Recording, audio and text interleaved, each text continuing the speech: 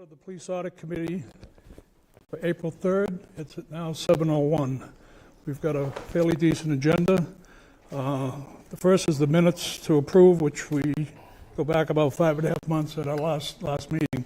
I asked Allison a couple of weeks ago to send out the minutes as were approved at that point to all the members, and I would look for a motion to approve the minutes of September 19th, the minutes that Allison has sent to you. Do I have a motion? Mr. Chair, just a little bit of discussion on that, please. So in regards to the September 19th minutes, I sent over some edits, and a lot of those edits weren't allowed to be included, which it's my understanding that you're precluding some of those edits from being allowed into the minutes. Some edits that specifically, go on to talk about some negative things that you said, essentially. So I'm asking the committee for unanimous consent to allow the minutes that I've prepared and sent over to Ms. Knapp, that everyone's had the chance to review at this point, to be entered into the record for September 19th and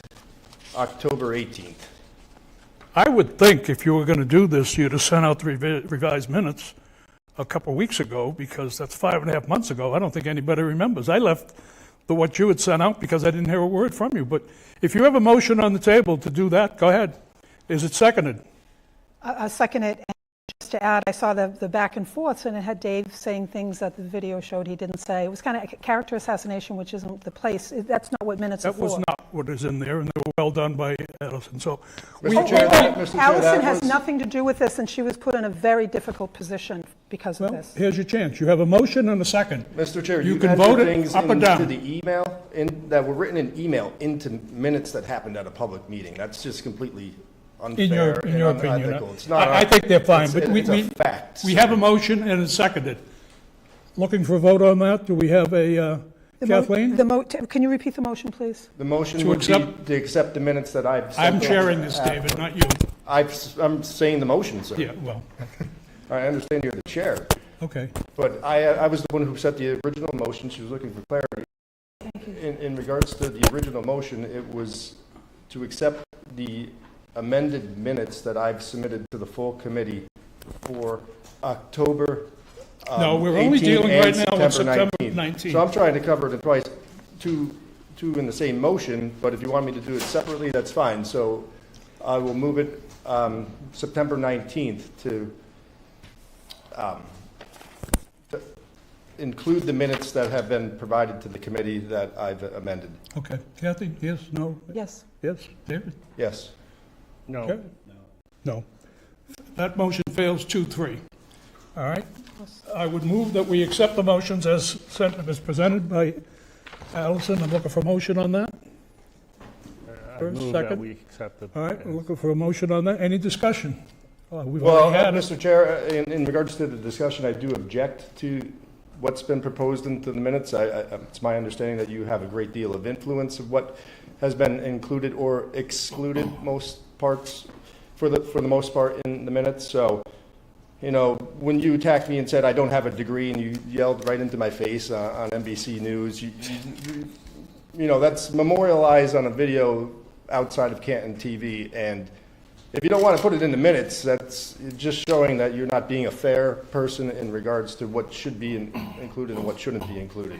We have videos of all of these meetings that run 2 to 3 hours for all of the meetings. So anyway, we've got a motion on the table. Kathleen, how do you vote? No. No. No. Jack? Yes. Dan? Yes. I vote yes. So the motion passes 3-2. The minutes of... Minutes of what? October 7th, yes.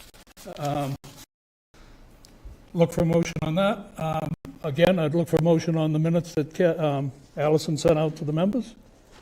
Second? Second? Just, if I can say one word of discussion. I've never, a committee using minutes to character assassinate people that the chair doesn't like is beyond the pale. Yeah. Well, it's better than Facebook. If I could just, and I had no intention of saying this, but I will say it now. There was a meeting, and I can't tell exactly what the date was, that this side of the table was accused of covering for murderers. I never insisted that that be put in the minutes. I just took it as a offhanded compliment and comment, and I never insisted that it be put in the minutes. I don't think that every untoward comment that might be uttered in this room needs to be in the minutes if you take it personally. I took that personally, but I never insisted that it be in the minutes. Well, there was a lot of insults directed this way, and the fact that someone is insisting that they be included in the minutes is just really unfathomable. So I vote no. Mr. Chair, and that creates a basis for why some of the responses that were said in certain meetings were said. It's because it started with the leadership of this committee, which was poor and very poor in that September 19th meeting. And that's why, some of the things were said that were said. And to allow, false comments or things that I may have said and not allow the negative stuff that he said is just morally wrong. Yeah. And it's sad to see that all the other committee members did not Your vote on that this? they wanted to have a fair representation of what actually happened. Your vote on this? Yes, no, or abstain? In regards to the 10-7, no. No. Jack? Yes. Dan? Yes. Yes, I vote yes. The motion carries 3-2. Now we'll go to the minutes of October 18th. Again, I would look for a motion for the minutes as submitted by Allison to the committee. Suppose we accept the motion. We accept the motion. Discussion on that? Again, this has a number of other character assassinations you left out. You called me the meeting of chutzpah in that meeting. You told me I had a terrible business experience, and there was a number of other things that you mentioned that, were demeaning to my character and didn't have anything to do with the merits of what we were discussing. And it's unfortunate that you would allow, not allow the statements you made that were out of order into the minutes. Kathy, you vote on this? Yes, no? So I'm voting no. You're voting no, Kathleen? There's been a lot of abuse on this committee toward the two petitioner seats, a lot of abuse, every meeting on video. I vote no. We have Jack, yes. Dan, yes. I vote yes. The motion carries 3-2. That brings us now to the executive summary of the Canton Police Audit Report by a gentleman from Five Stones. I think you're missing the public report. Wasn't that on the agenda? That's the before? last one. Okay, so you amended the No, I didn't amend agenda. it. It's always been the last one, even on the pre-amended one. Got to stay up with it, Dave. We have Mr. Brian McKnight and Matt Germanowski. Gentlemen, the floor is yours. Thank you. Thank you for having us here. As you know, we delivered our report on April 1st, 2025. We feel we handed you a very fair and thorough and exhaustive report. We covered the areas as delineated in your scope of work, and we formatted the report to match the scope of work, so as it was reviewed, you could go from one to the other. There are areas of improvement, obviously, within the Canton Police Department, specifically as they relate to crime scene protocols, internal affairs, some training in terms of what's available to the officers. I believe it's section 20 of the report contains all of our recommendations, but these areas I'm highlighting now are probably the most significant of the recommendations. As they relate to the report, I think it's important to note we had full cooperation from the Canton Police Department, from their command staff, from all the officers. When we interviewed the officers as part of Section 6 to cover culture and morale, we had 100% participation, and we were not influenced by anybody in front of us on the audit committee, nor were we influenced or contacted by anybody on the select board. So we were able to operate with complete autonomy in this assessment. And, one thing to note, obviously, after the report has been brought out, regardless of what side of the fence you're on, there are criticisms. We understand that, and we'll be happy to answer all the questions on Saturday. But very clearly in the scope of work and the request for services, there was, I believe it was paragraph 2 of page 3, it said we want to know what the police department does well, and we want to know what the areas of improvement are. And we felt it was important to highlight both. We didn't go into this with an agenda. We didn't play gotcha with the police department. When we saw an area that deviated from policy and lacked thoroughness, and when we could make recommendations, we made them on the spot. We brought the command staff in and said, look, we found this, and this is against your policy or outside of your policy or doesn't meet what your written policy states. And the reason for that is twofold. One, we do you a disservice if we see something that could be corrected and we don't correct it for 5 months. We just allow it to continue. We do the men and women of your department a disservice if we don't give them the recommendations as we see fit. It doesn't change our recommendation. It doesn't change our finding. Our findings are what they are.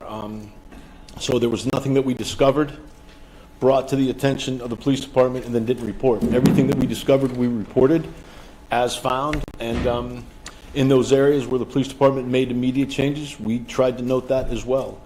Again, there's a lot of things to do very well, and there's significant areas of improvement, specifically as it relates to crime scenes, the internal affairs process, staffing, training, dispatch, and some of the physical security assessments. So we can go deeper or however you want to do it, folks. I feel that Saturday you will be talking to the whole community, and that this could become a bit redundant, and that certainly I'm going to speak for myself. That, So, yes, we sir. are very happy that we chose your group. That I certainly found it to be a fair, impartial evaluation of the department, and certainly a great blueprint for the town to use for the police department to become better. Thank you. Saturday, we're prepared to go through the report section by section. We have a PowerPoint, and we'll do just that. We'll talk about each section, what we found, what we recommended, why we feel those recommendations are important, as well as maybe how we can prioritize things or help the town prioritize some of these recommendations. And then we've been asked by the moderator as we prepare for Saturday. We'll answer every single question posed of us. You know, we don't want to get in arguments with people. We're not going to debate people. We understand there's going to be difference of opinions, but we certainly won't shy away from what our findings are and what we put on paper, and we're happy to answer everybody's question. And I just want to echo Dan's comments that, and again, thank you very much for undertaking this process, and I know it was not an easy thing to do. What you did in administrative process, doing an audit of our police department, it was not a criminal investigation, although Lord knows the two of you have probably got more experience in criminal investigations than most people I know. But just a general question, because again, everybody knows that this is a very divisive issue in our town of Canton. And we all have great hopes that we're going to get beyond it at some point in time, but a lot of the allegations have been centered around this one particular criminal investigation with allegations of corruption, conspiracies, and cover-ups. And I noticed in reading your report, there was a reference to the fact that you found no indication of tampering of evidence on the part of the Canton Police Department. Just as a general comment, did you see any indications of conspiracies, cover-ups, or corruption? No, and we understand why we've been brought here, and we understand the concerns of the citizens. And if you remember back in November, when we did the interview, I stated to the committee at that time, I have no idea what the report's going to say, because I didn't feel anyone could say that until you went and looked at everything. Yeah. But what I can say is that we found while we found deviations from policy, none of them were intentional, conspiratorial, or with the intent to manipulate evidence or distort findings for trial purposes. Well, thank you very much for that. And again, not to beat this into the ground, but coming from gentlemen of your professional background, we very much appreciate that. Yes, sir. Thank you. If I could ask a question. I'm looking at page 9 of the executive summary. Recommendation 3 talks about and it's not the only place in the report that talks about this, that the use of personal phones, cell phones, to photograph crime scenes, is a bad practice and needs to be changed. And then you say the use of personal phones should be strictly prohibited. Later in the report, when you talk about self-dispatching, I think you took it to mean, because this is what the report says, that an officer's off duty, Yep. something happens. Yes, ma'am. And they jump in, which we would all, applaud and be grateful for. Yes. But what the citizens were talking about is the use of personal cell phones while on duty, and somebody needs a police service, so they call their friend, or they have the personal cell phone, and then that person self-dispatches, while the rest of us, we call the main line, where it says Canton Police line, this line is recorded, we call the main line, main dispatch line, and so some people are getting this private service, and the rest of us are calling it the main line. The use of when you say the use of personal phones should be strictly prohibited, Yes. is that just for you in the case of taking photos at crime scenes, or is it also in taking service calls from friends who have the person's private cell phone number? Well, I would say two things to that, ma'am, and thank you for your question. Not everybody uses the main line. There are people in this room that have called the chief directly to report a crime on her personal cell phone. So not everyone calls 911 or the main police line. There are those, like I said, that have called the chief directly and filed a complaint. Personal cell phones for a police officer should never be used. And I think all you have to do is look at the current trial and what has occurred once you cross-pollinate your personal phone with business practices. The Detective Bureau, they're talking to informants, they're talking to witnesses, they're talking to suspects, and they should have a department-issued cell phone for that. And it also provides the town the ability to, when you want to look at that phone, it's your phone. So you can call that phone back, you pay the bills, you see who the calls are, you see the activity on the phone. So it's twofold. I'm not suggesting that the police need to be monitored, but for 30 years I had a government phone. The government could walk in to me at any time and say, I want your phone, and I'm gonna look at who you're talking to. Here you go. It's right there. And it keeps it cleaner for the town. It's a better policy. We understand there's a financial implication to that, and we offered multiple solutions, whether it's the detectives and the command staff have phones, and then maybe a cell phone is in each patrol car. If that's more economically feasible than giving each officer a cell phone. So we understand there's ramifications, but the negative implications of an officer using his personal phone far outweigh any benefit that has. So you don't have any opinion as to whether calls for police services should go through dispatch beyond the recorded line? Massachusetts has very strong public records laws, open records laws, and that makes it discoverable for people who want to do a public records request. So do you have any opinion on that? Is it okay for officers to be taking calls like the guys I went to high school with to provide, some police service, and self-dispatch when they're on duty? We're talking about on duty. Understood. Yeah. No, and I think we mentioned that in other parts of the report, as it refers to civilian complaints, there should be standards. So if an officer gets that call, provided it's not like if I get a call on my personal phone or work phone and someone's in danger of bodily harm or losing their life, I'm going to respond.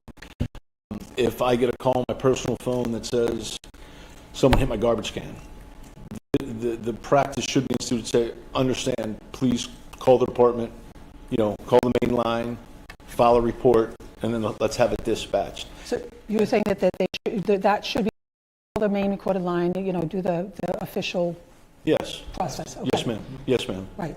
I would imagine that that's also safer for the town, where everything is, on the up and up according to procedure, and it's a recorded line, so. Yeah, of course, and you want a record of everything. Exactly. Right? You want everything to be documented and everything to be consistent. To protect the town.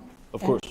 And also so that, there isn't one group of people doing the regular number and then another group of people getting VIP service. Yes, ma'am. Well, to your point, there, in the report, there was an incident where, I think it was the town administrator and one of the select person who called the chief of police directly on an incident that happened in town at a location where there was potentially some underage drinking. And the complainant went to the town administrator and the select person versus calling that incident into the police department and filing the allegation. So we addressed that in the report, and that's a perfect example how that has to be called into the police department if there's an issue like that. It's a bad business practice for police officers to be answering a personal phone and responding to whatever from somebody that they know. Should be called into the department and acted as deemed appropriate. And it's all on the record. All right, thank you so much. Of course. So may I make a brief comment on that call you just mentioned? I think you note in your report on page 149 that the town administrator, the chief of police, and the select board all acted inappropriately on that. But you mentioned it was underage drinking. The report actually says it was a complaint by a local business owner. So, and that was in November of 2024, who alleged criminal offense involving a select board member. Yeah, correct. It was right around Thanksgiving time. In November, probably. Yes, and that's the exact incident where that should have been the complainant who thought he discovered a criminal offense, underage drinking, which turned out to be not the case. He called into the police department, walked in, an officer took the complaint, and then the investigation should have started from there versus going through the town administrator, the select persons involved. Next thing you know, the chief of police is a witness in it, receiving the information. It was completely off base, and we actually had a conversation with the chief about that and the town administrator. Because I'm sorry. What happens in that instance, so everyone understands what we're talking about, is once that phone call goes to the chief, directly to the chief, and they walk in and hand the chief evidence, she's now a witness. So she's lost, or he's lost that position, that person, they've lost their ability to be impartial and direct any type of investigation because that personal contact directly to the chief has now put the chief in a bad situation. So, and what, in all candor, what we told the chief is when you get that call, say, thank you, I understand. I'm going to have my guys look into it. I need you to call the main line, file a complaint, speak to the desk sergeant, let my desk sergeant take it. He's going to take it, hand it to my chief of operations over investigations, and we're going to act accordingly. And take the case, and take it the way it should be taken. So there would have been multiple cases where that happened with that, what I presume to be the same select board member. So did you find that was the only case any of that in we your discovered. findings? Because there's cases where that member's called, his brother who's a detective. There's cases Well, where ironically, he's called. that What member, you're referencing? that member wasn't the one that called.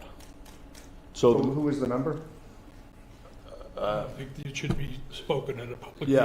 yeah, we worked very hard to not put names in the report like that, but what I can tell you is the person that made the call was not the gentleman you're thinking. How do you know who I'm thinking? Because you said the brother. Yeah. Well, it's on the board. There's one of 5 people. You said his brother's You a said his brother's detective, a so I detective, took so- that as a clue and connected the dots. Okay, just to move on a little bit. You talk about financial constraints and the use of cell phones. And which financial reports did you review? I don't understand your question. So you're talking, your report mentions many times how they're financially constrained from, for instance, for doing training, Yeah.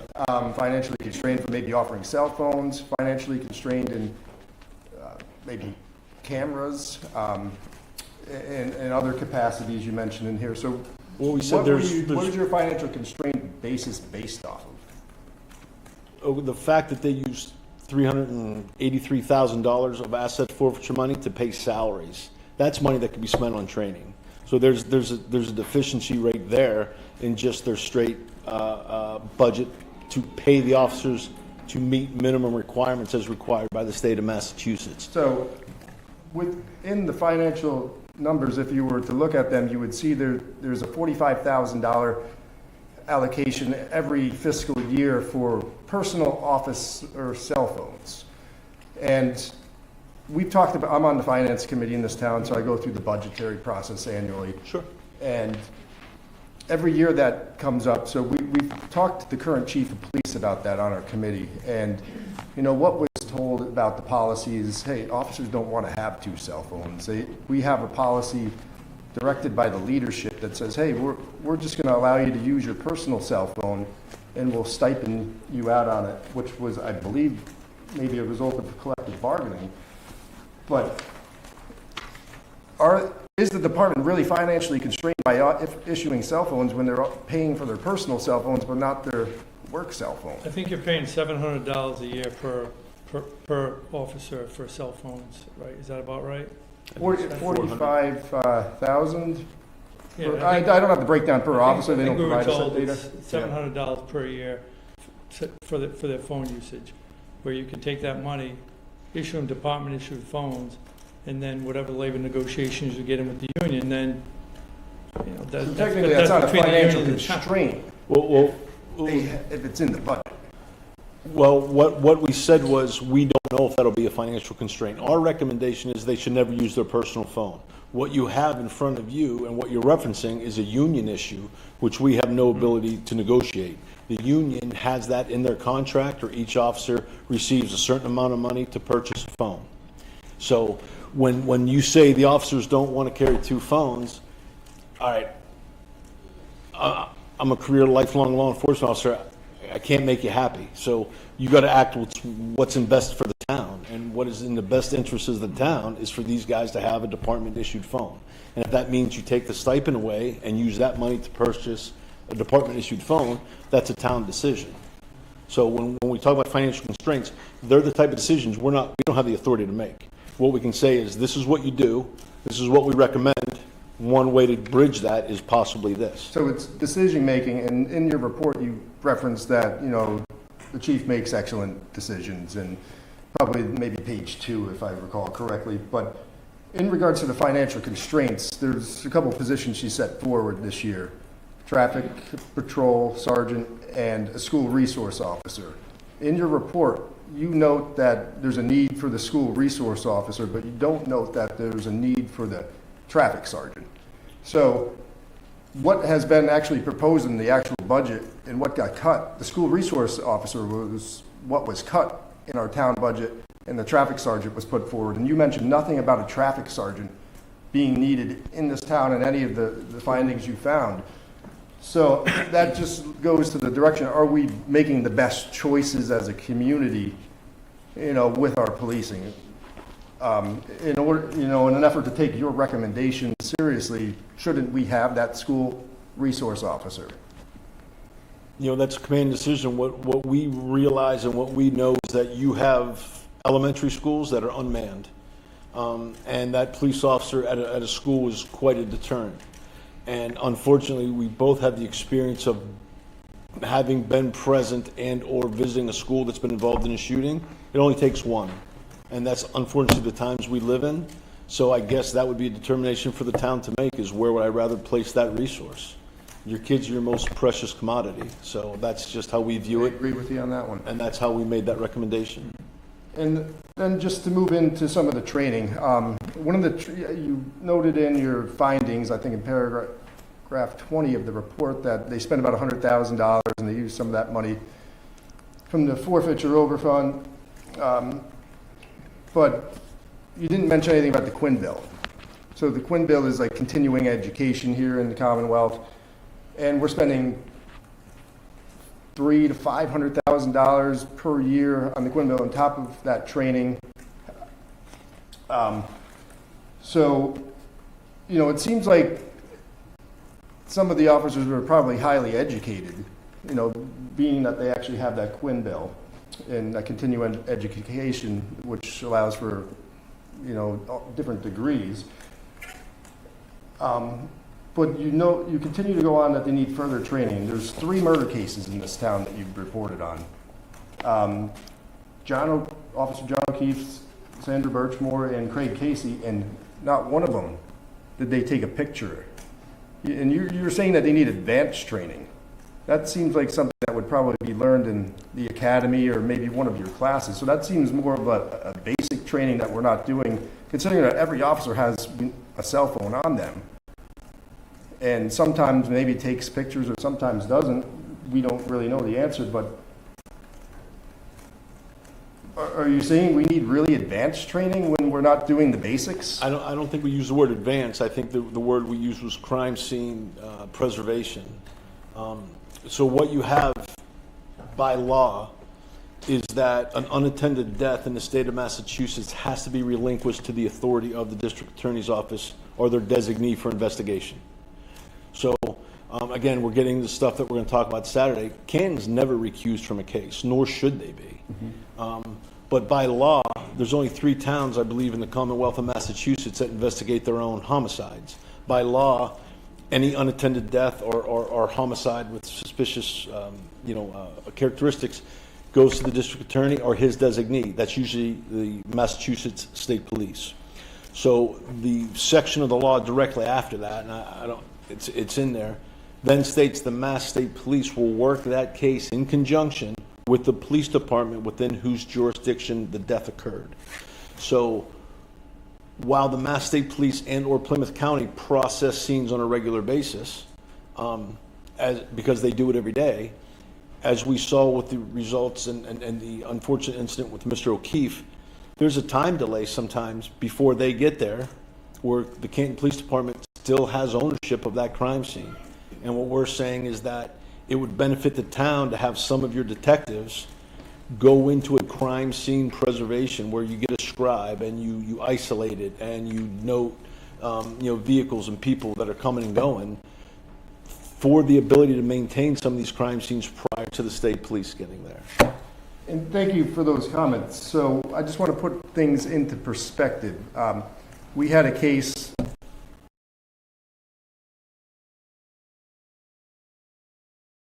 that involved rubber ducks being put in front of someone's business. And in that report, the officer notes through my training and experience. So say not knocking their training, it seems like they're putting it in a positive light based on the context of it. And they wrote a 38-page or so page report about play money and rubber ducks and took substantial pictures and video evidence. So it seems like they're well trained, but they didn't do that in murder cases where some of their friends or coworkers may have been involved in. Which I'm not accusing anyone of anything, but it's... So what you have, you have 2 different investigations. So the rubber duck investigation that you're referring to was led by, spearheaded, and controlled by the Canton Police Department. There's been a overwhelming thought that every time you have an unattended death, the Canton PD's recused and they should step away. So that has almost become sort of an adopted posture of, well, the Mass State Police are going to do this and we're going to step back. And what we're saying is, no, you should never step back.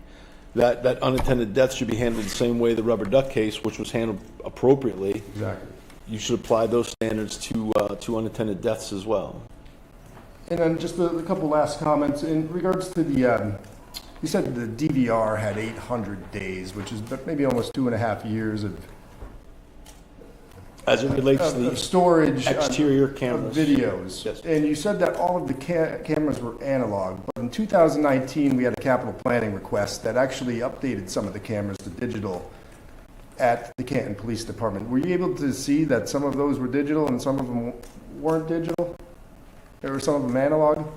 I don't know. I remember speaking to the IT gentleman, and that's where we gleaned this information. I know there are cameras in the process of being switched out. The mirrored camera within the Sallyport had not been switched out at that time because there was and rightfully so, there was the current chief, the administration didn't want it to appear like they're trying to alter anything prior to the audit. So when we met with the IT person, we were speaking in terms of the 800 days to the exterior cameras around the building, and that's based on movement. So that's best case scenario on the cloud, no movement. So that can vary. And did you see how media could have been lost during that time, such as video recordings during certain periods of time. You know, they said there's no ability to edit on the system, but, you know, videos could be downloaded off of there and uploaded into other streaming or editing players. But what happened to the missing part of it? The video that wasn't displayed. Yeah, so I don't, the term missing is misleading to me. So if you're talking about the Sallyport video, is that what you're talking Or about? the part that wasn't recorded, or however. So it's our understanding those cameras are motion censored. So when motion stops, the camera stops. So when people say missing, it would be like if I say I'm missing a ring from this table. There's an implication that there was a ring here, or that if I say I'm missing a block of gold from this table, there's an implication for the person who hears me say that at one time there was gold here. So when you refer to what was not recorded, I don't refer to it as missing. I refer to it as whether the motion stopped, and it didn't exist. So when the motion in that Sallyport stops, the camera stops.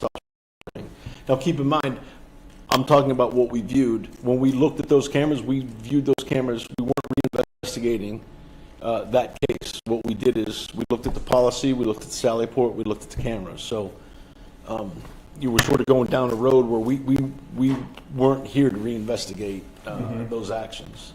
And I think the IT person that we spoke with, who's the IT person for the whole town, mentioned that there was, it's in the report, I think 28 in total, inside and out of Canton PD. And my recollection is he stated that a lot of them are still analog, and they're waiting for an upgrade, something to do with building a new school and all this other things with funding. So that's where we left it. Like Mr. Germanowski said, we weren't here to reinvestigate and review all the Sallyport video. We're here to look at specifically, in this case, crime scene incidents, reviewing police reports, and how it lined up with Canton PD policy and procedure. And then in regards to those policies and procedures, you mentioned, I think about 38 times that in your report that they should have done something. So when you mentioned they should have, does that mean the policy was not followed in those cases under some of your recommendations? You'd have to give me a specific instance, but they should have taken a picture of the decedent. Well, yes. Okay, so that would, okay. Well, like for an example, the Casey incident, it was a car accident. The vehicle went into the tree at 672 Pleasant Street on Christmas Eve morning in 2018. They responded to the scene. They thought the operator had fled. They didn't take pictures of the vehicle.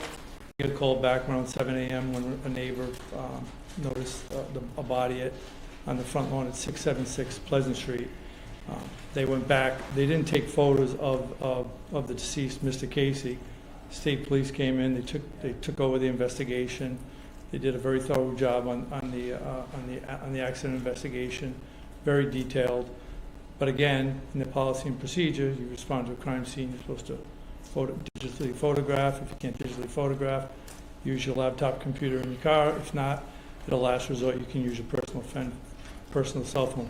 None of which happened at that scene, and it's documented. So I think that's what you're talking about. Yeah, there were instances where they didn't follow policy and procedure, but there were cases where they did a great job and they responded to crime scenes and they hit every number. They took digital photographs. They took witness statements on the scene. They did really thorough reports.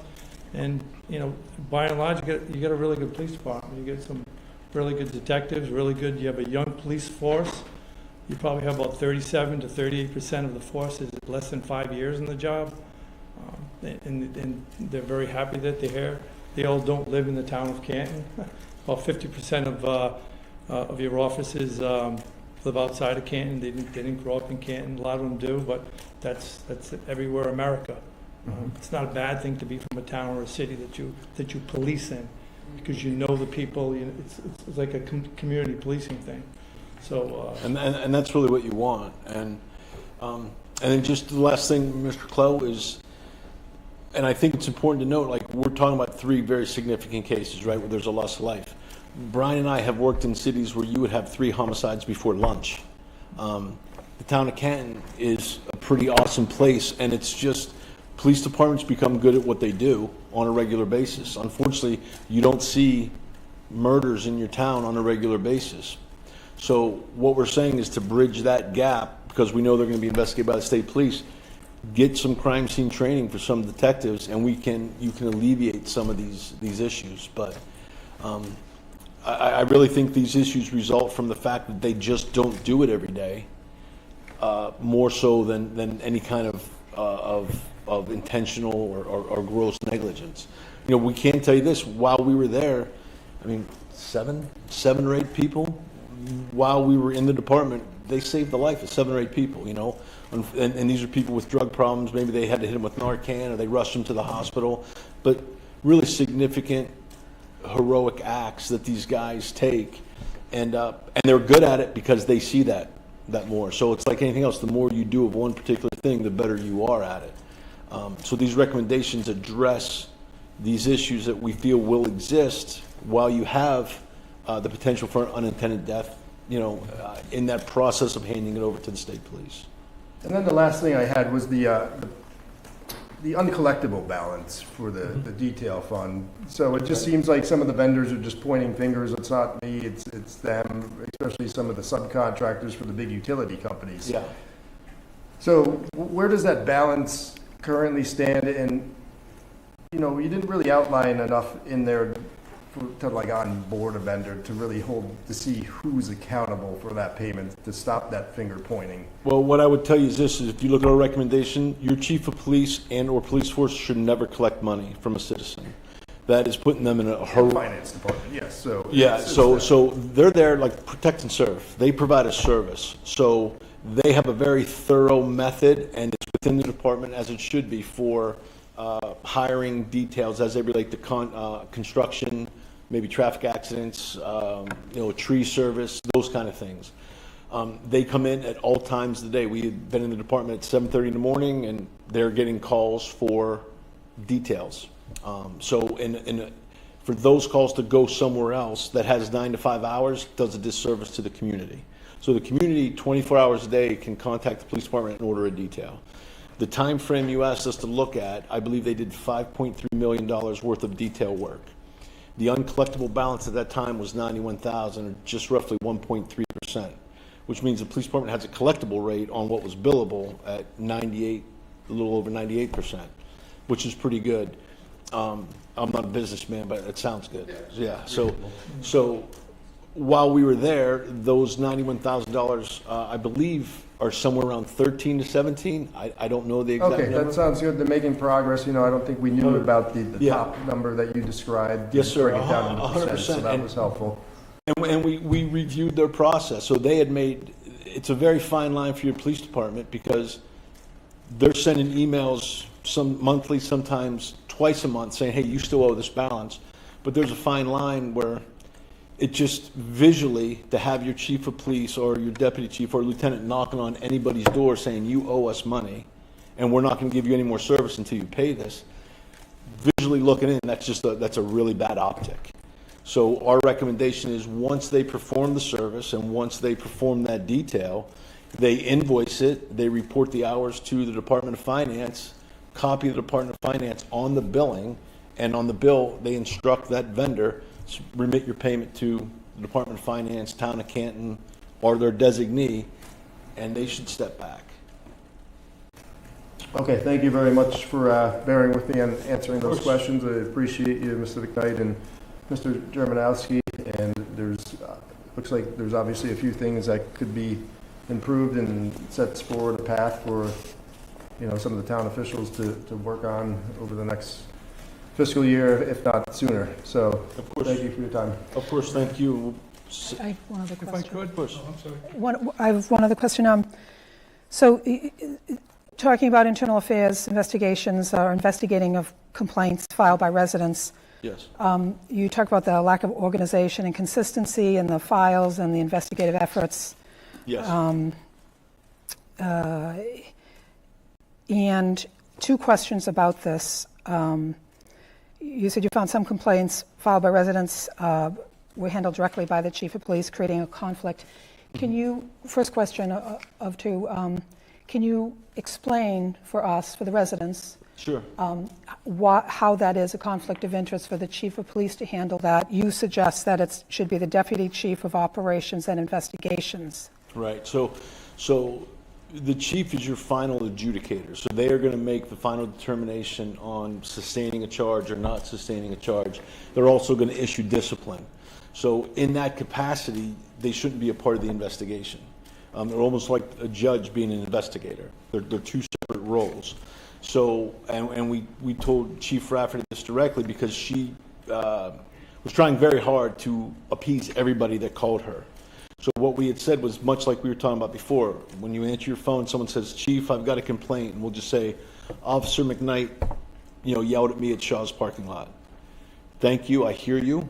I am going to look into this. I'm going to ask you call my desk sergeant, and he will provide you with a civilian complaint. You're welcome to come in, fill it out. We will email you one, but please, by all means, file this complaint." And then now we have a record, right, Ms. Hawley? So, and it's a standard process because as the chief, you're going to conflict me out of my responsibility of making a decision. And the chief doesn't want to do that. So, and they shouldn't want to do that. So when that complaint comes in, thank you for the complaint. We're going to look at it. Please call my desk sergeant. He'll provide you with a complaint form. You're welcome to come in. We'll email it to you, but file the complaint. That complaint then should go to the deputy chief of operations, who sees the investigative division, and then should be delegated appropriately. So if the complaint is against an officer, I'm going to come down to one of my detective sergeants and say, "Look, go conduct this internal affairs investigation." If it's against a sergeant, I'm going to go to one of my senior lieutenants and I'm going to say, "Go conduct this internal affairs investigation." There has to be an acknowledgement that, and we're getting into more of the stuff for Saturday, recusal's not integrity. So just because I know somebody and I say, "Well, I'm going to recuse myself," that's not integrity. Integrity is saying, "Look, I know you, and unfortunately, I'm going to suspend you." And we both have had to do that in our prior position within DEA. Where guys we worked with for a decade, they're sitting in front of us, and I say, "Look, I love you with all my heart, but I'm going to suspend you right now for 7 days because this was wrong." And it's not meant to be punitive. The disciplinary process is meant to be corrective. So an established pattern is very important, and the chief is the final decision maker with approval, I think, with the town bylaws and the select board in issuing the discipline. So when you're the person that issues the discipline, you don't want to be a part of the investigation. So every investigation should be handled in that fashion. It should come up to the deputy chief, be delegated appropriately for investigative concurrence, right? Exhaustive investigative. And then when the deputy chief of operations gets that investigation, he checks it for thoroughness, and then it should go across to the deputy chief of administration. Now she gets it. She's not a part of the investigation. She assesses what policies, if any, were violated. So in this instance, Mr. McKnight, that gets kicked down. Sergeant goes, "Hey, Brian, were you on the job? Yeah. Were you at Shaw's? Yeah. Did you interact with Mr. Jaronowski? Yeah." I look at the body camera, I see the interaction, yeah, that's unprofessional. I come back, I get a statement from Officer McKnight that goes in the report, goes across. Deputy Chief of Administration says, "Yeah, that's a violation of policy right there. You can't tell somebody to, go pound sand." They outline that policy violation, then that entire package should go to the Chief of Police. Now they have all the facts. I have the complaint, I have the allegation, I have the investigation, I have the violation of policy, and then the chief's at that point has the ability to issue the correct amount of discipline to that officer that's going to correct their behavior. Okay, thank you for that answer. My second question, you described, you examined 75 internal affairs investigations over 20 years. So, Yes. So it's not an everyday affair, but neither is it uncommon. So Right. it does happen. Of course. And you recommend greater consistency process for the investigative files and the investigative efforts. In describing these improvements, Yes, ma'am. I'm just wondering what accountability is there in a small town? Right. I mean, you guys will go back to wherever you're going, And what kind of accountability is it in this town to know that if a resident had a complaint, that it would be handled using the best practices that you describe? Well, this system, the way we've described it, and this was probably one of the first things we came across, and we brought it right to the chief's attention and said this needs to be addressed. Again, it doesn't stop our findings, it doesn't affect our report, it goes back to what we were talking about integrity. Like, I can tell you there's a problem, it doesn't mean I'm not going to document there's a problem. So the way the system would work is when that civilian files a complaint and the desk sergeant takes it, it gets a complaint number right there, 2025-043. I make a copy of it, I give you your complaint number. Now you have proof that you filed a complaint and you have a reference number. That makes its way up to the deputy chief. Now, let's use my scenario where I say Mr. McKnight was rude to me at Shaw's. It goes up to the deputy chief, and he reads it, and Mr. McKnight's on vacation. He's not even in the state. So now we got an issue. So maybe the deputy chief calls the dispatch. We haven't had anybody at Shaw's. They have the option to close that complaint right there because at face value it's sort of unfounded. However, hey, McKnight was working, McKnight was at Shaw's, there seemed to be an interaction. He takes that complaint number, 2025-01, and he says now it's 2025-01 IA-01. So now it's civilian complaint 1, internal affairs 1. And then that gets delegated down. Well, if they do this sort of method with this documentation, at the end of the year, it's very easy for the town select board to say, how many civilian complaints did you have? 47, because they're logged, right? I have now a log of every civilian complaint that comes in, it receives a number, and in theory, there should be 47 residents that all have that, yeah, I was civilian complaint 24, I was civilian complaint 41. Out of the 47 civilian complaints, 23 became internal affairs cases. And again, with this method, there should be a complaint containing an allegation, an initiation of an investigation for an internal affairs case with a number that matches the complaint number, with a letter adjudicating the case, be it a clearance, a counseling, a suspension, however it is. So at the end of the year, these are Brian had to turn these over to, we work together with DEA in this capacity.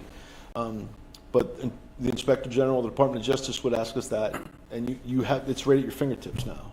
Assuming you adopt this, which the chief has, you adopt this policy. And I can say that the chief has, because while we were there, complaints have come in, and they did not take them to outside agencies, and they implemented this strategy. It was much more efficient, and it was a greater service to the town, and it was a greater service to the officer. Sometimes an internal affairs investigation is exactly what's needed to help the officer prove or clear them. There's not always a negative implication to this.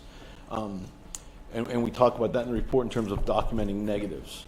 Sometimes there's a complaint and you have to go through the process just to document it. It doesn't mean it's going to result in the disciplinary action. Okay, so it sounds like the select board, and in the way Canton is set up, the select board reports to the select board. Mm-hmm. It sounds like the select board is the quality control for this? Is that? For the disciplinary process? Yeah, so that this is handled, you described that it's not, the chief of police doing the investigation, that the files are, maintained, that citizens who make a complaint are able to get a report with a report number, that, the whole process you described. Yes, ma'am. It's my understanding the chief reports to the town manager, and the town manager reports to the select board. Yes. Town administrator reports to the select board. But of course, the town select board at any time could ask for this information.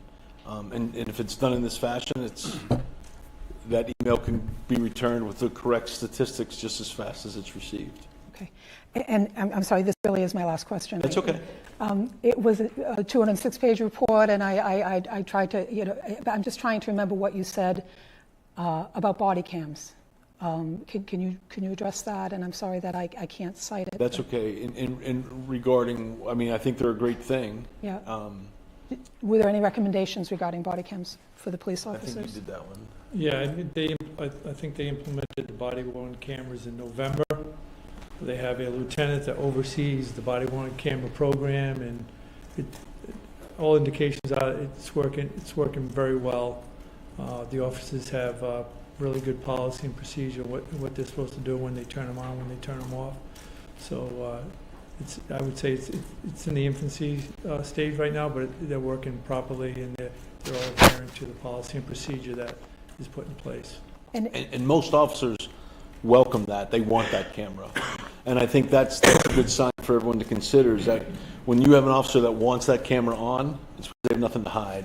And that really offers them a form of protection as well. Is this, like we had a trial program under the past chief, is this still in a trial, is this a trial program, or is this No, now, this is It's implemented. all officers Yes, ma'am. on duty are wearing, okay, that's Yes, great. ma'am. That's great to know, thank Yeah, you. of They're course. doing a really good job. On one of the crime scenes, I think it was 2 weeks ago, where it was an unattended death.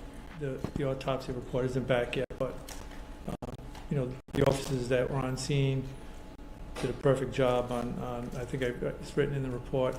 One of the officers turned his body worn camera on and got a really good statement from the person who found the person who was deceased. So they are working, and it's a great tool. I mean, It's a great benefit to the town. All right, thank you so much. Yes, ma'am. If I could, I'll try to make this the last question, but you brought up a lot of opportunities for improvement in several areas. The select board and other people are gonna have to take your report and look it over. A lot of it's gonna come down to money, but irregardless of what it may cost for something, do you have a favorite top 3 out of your list that you think should have a priority and be done? I don't That's want to putting speak. you on the spot, but Yeah, I don't want to speak for Brian. For me, I mean, it's tough. Crime scene preservation, I think you do a disservice having these detectives go out there without a little bit of that knowledge. I think that's beneficial.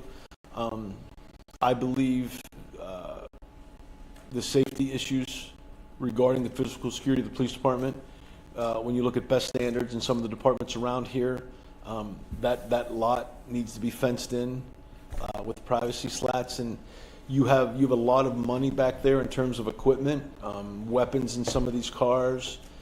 And, there's a lot of tools in these cars and a lot of money, and I think that's important to do that, and training. I think there's a difference between qualification or certification and training. And sometimes people think, well, these officers are qualified or they've certified. That falls very far short of training. And you could go back to crime scene. So you graduate the academy, you're certified to handle a crime scene, but are you really trained to handle that crime scene? So I think these guys want more training. And when we spoke to them about training, none of them are crazy. Like they want training that really relates to the things that they do every day. So if I had to give you 3, it would be probably training in the physical security and the phones. They would be my top 3. thank you. yeah, I agree, yes. About the same? Agree, yes. And try to get their TO back to where it should be. I think they're still down a few police officers. And I think another recommendation would, raise the TO by 2 or 3 officers so that it's comparable to the other small towns in the area. But Yeah. yes, those 3, and maybe raise the TO to have more officers on the street. I think you have minimum manning, the day shift, the mid shift, 4 to midnight, and the overnight shift. Could probably add at least 1 more officer on the overnight shift so that it balances out all 3 shifts. I think that they're minus midnight day shift. So I think that would be important. And also dispatchers. I think you need some administrative assistance in the police department. You don't have 1 full-time employee. You have a part-time person who handles the police detail and payroll and stuff like that. You need to hire some dispatchers or go to a regional dispatcher. I think it's a good thing. You don't lose that police officer who's always going to be at the desk, 24/7. You need somebody in that police department, but I think you need some other help, dispatchers and maybe intel analysts to take the load off of the detective division. You have 3 detectives and a detective sergeant coming out of the government and knowing the big cities that we worked in. Most of the departments have intel analyst support that can take information from a detective, run down certain things, whether it's phone data, phone pings, which will tell you where a phone is at all times. And they can do that kind of help. But I think definitely some administrative support for the department. A good example of that is you have one sergeant that's both the police prosecutor and the sergeant of detectives. That's two really full-time jobs, and he does them well. If you had an administrative assistant to help him do some of his clerical duties, that really frees him up to be a police officer, if that makes sense. I guess the analogy is if you have a quarterback, you want that guy running the ball or throwing the ball, not filling up water bottles. Not that that's demeaning in any way. You want these guys to do what they've been paid to do and what you expect them to do. And one half position for an administrative assistant, that puts a lot of that clerical administrative load on the police officers, where if you can't increase the TO with the police officer salary, you could get young interns out of college. You could get young intel analysts, some young administrative assistants that want to get in this line of work, that could maybe free up the officers to then go ahead and pick get additional shifts on the street. And it's completely in line with some of the other small departments in the area. Most of the departments have dispatchers. We interviewed the West. Is it regional dispatch or in-house in-house dispatch best practice? Like the town of Westwood. We met with that Chief Silver. Mm-hmm. Really good guy. He sat with us for 3 hours, and he says 2 dispatchers on every shift. It's like another tool in the toolbox for the department. When you have walk-ins, they can do things that frees up the police officer that's on the desk. It's answering a 911 call, or running something to see if somebody's wanted or something like that, outstanding warrants. But it's best practices. It's something that I think the town needs, and I think we spoke to the chief about it. It might be a union issue where it might be part of a labor negotiation, but it's in line with best practices, and that's one of the things in the scope of work. Give us some best practices that we can make recommendations as one of them. There's benefits to regional dispatch too, Mr. Clow. I mean, one of the things we've learned from regional dispatch is they then assume responsibility for radio maintenance. So there's a part of the report talks about equipment. There are blind spots in the town regarding radio coverage that not just puts the officer at a risk, but the town. When that officer's out of his car, put aside an arrest situation, if they're just out rendering aid, maybe someone's having a heart attack, and they have no radio communication. So now I've got to leave this person. Maybe I'm doing CPR, and I can't leave this person. So now I got to count on someone seeing me to call in for help. Where if these radios are corrected, I can now in my body unit, I can request an ambulance, I can request a paramedic. So there's options in there, whether it's full-time dispatchers hired by the department or regional dispatches. There are pros and cons to both. Thank you. You gentlemen have any other questions? We've only had one so far. No. No? And again, on behalf of the citizens of the town of Canton and the board, thank you for your diligence and your attention and your recommendations. Thank you. This will be kind of a preview for Saturday with from 2 to 5, where you'll give your full presentation at that point with the slides and so forth, and then the question and answer. Happy to answer any I questions. appreciate your forthrightness and openness and the report itself. I think Thank you you. did a Thank you, everybody fantastic on the job. committee. Thank you very much. Thank you. Thank you. If we could move on to the last item on the agenda, which is to discuss and vote on the final report as required by Article 6 of the special town meeting of November 20th, 2023. Allison, could you put up on the screen the special town meeting, Article 6, the language of that? It's just Article 6, the one that's a list. No, just first that and then the list. All right, that's what we have to meet. The procurement committee shall provide a public report on the process and outcome of the procurement when completed. Now, if you put up the other list, this is a list that was, I won't say I developed, I cleaned it up. This basically was a list from Mr. Scollins on an email to Dave here back in November when he had asked a similar question. I cleaned up the bottom of it, just the report coming in, and the final report will speak for itself. It's not a public police audit committee to politicize what a neutral party found. The goal of this endeavor was an independent audit report, and a Five-Stone Intelligence has delivered this to us. Now, David also has a report that he brought in, but I understand there are no copies. He has it all. I think it's an 11-page report that he wants to implement instead of having a one-page. It's 11 or 12 pages, and it's going over details, but a lot of it is on the minutes we just voted, is contradicting what we just voted, from pages 8 to 6 and on. The other thing I'm a little surprised at, David, some of it I noticed in there were emails that I had that I think you got from a FOIA request that you had on me back months ago. No. Well, No, that's it sure looked like it anyway. The other thing I was a little bit surprised to at is the fact that in there, you mentioned your name 35 times in 12 pages. I thought you must be running for an office or something, but maybe you're setting it up for next year. Anyway, that's immaterial. Nobody has a chance to look at the difference between the two. Well, I emailed it to you, Mr. Chair. Yes, and they have it, but Send it you to the didn't bring committee. copies for anybody else, so and it's not going to be able to go up on the board, so we can't look at it that way. I would look for a motion right now.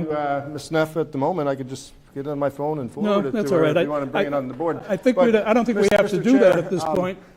If I may, the report that Mr. Scollins provided, a dozen or so bullet points, isn't really a report. Mr. Scollins wasn't really involved in the process. He actually said he wasn't involved at many public meetings. You know, I think he might have attended one and had to leave halfway through. But, you know, for instance, this doesn't even show how you just wrote, the committee was formed. There was a specific process on how that committee was formed and how, you know, you were able to hand select two people and myself and Kathleen had to be voted in by 300 people who signed the original petition. But that was what the petition is put on the ballot. So that's what you wanted, not us. So it goes on to describe what happens behind the scenes. This is the process of how this committee has worked back and forth for the past almost year now. And this, you're missing a lot of vital information in here.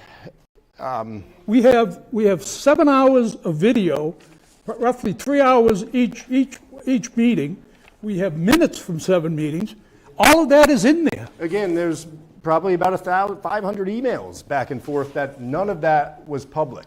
And a lot of that needs to be out in public. And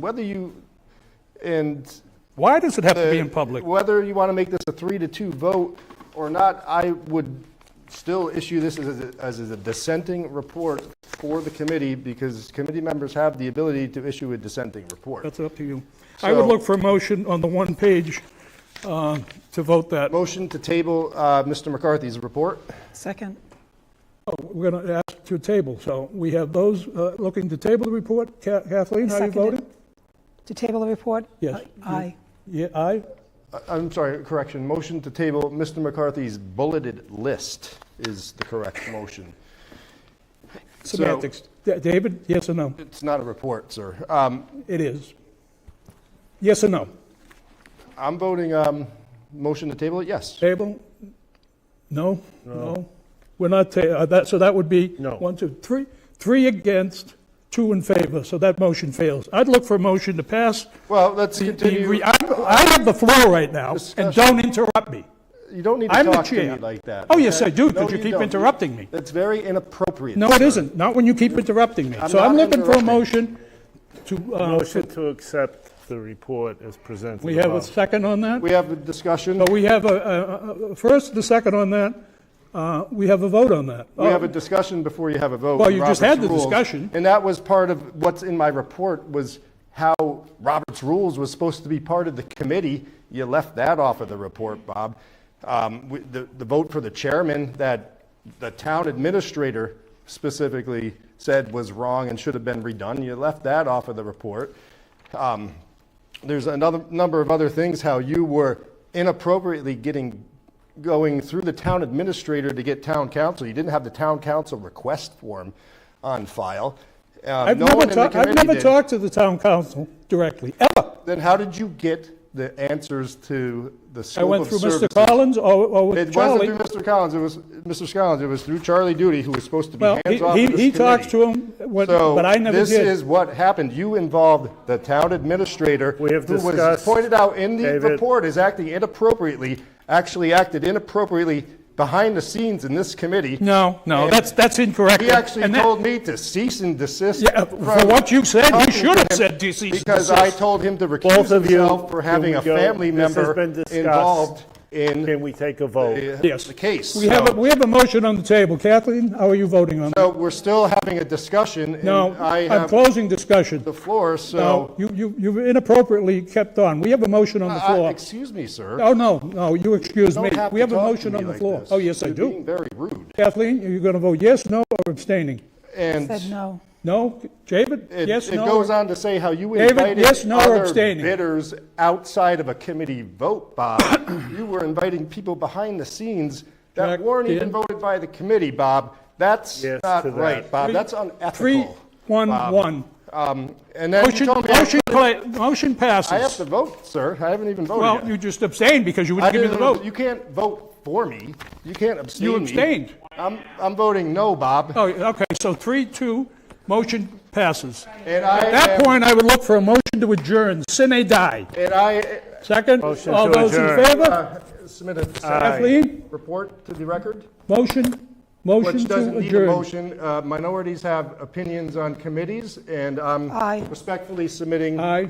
the dissenting report, and Kathleen, did I you will say aye? provide you a digital copy of that as well. Kathleen, did you say aye on adjournment? Yes. David, adjournment, aye or no? And I hope that can be posted David? on the website along with the town's report to see what actually happened in this David, committee. yes or no on And adjournment? how this gentleman, who was Yes, not a gentleman. yes or no on adjournment, David? You David? can vote for me again, Bob. Oh, no, I wouldn't want to. I wouldn't want to listen to you. Yes or no? He's abstaining, so 3-1-1. We are adjourned, sine die. This should conclude the Police Audit Committee meetings forthwith. We're done. This and that will both be attached to the end of the minutes for tonight. As chairman, I'd like to see that before it goes anywhere. You've already seen it,